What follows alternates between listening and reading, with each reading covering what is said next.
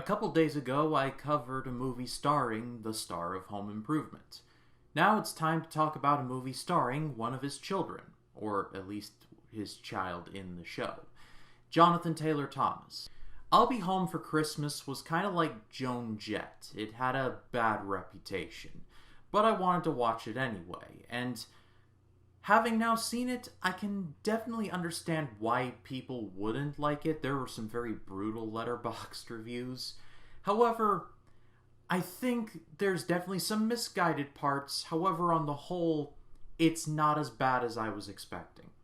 It tells the story of a young man played by JTT who is told by his father that if he can get home from his college in California by Christmas Eve at precisely 6 o'clock for Christmas dinner, then he will give him this very nice Porsche. Like, seriously, it's a very beautiful car. And JTT's like, okay, I'll do it. And, well, it doesn't go well for him. Basically, this movie is Murphy's Law. Anything that can go wrong definitely does.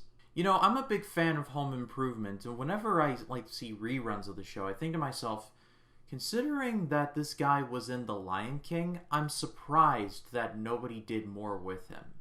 Now, having seen I'll Be Home for Christmas, I can kind of understand why. Now, don't get me wrong, I think this performance was okay. However, the problem is that the writing for this character is just really not good. They paint this character to just be so unlikable when we first meet him.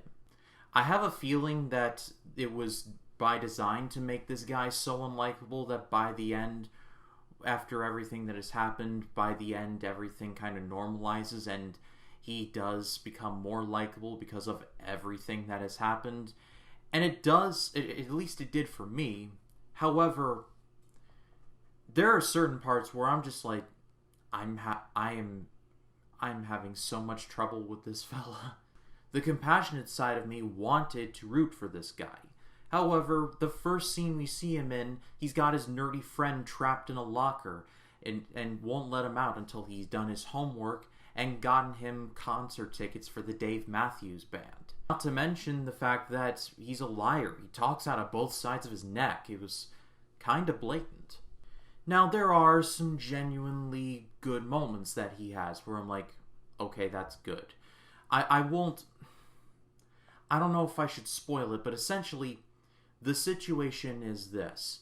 About halfway home, he enters this Santa 5K. Yes, there's a Santa 5K marathon where everyone's in Santa suits.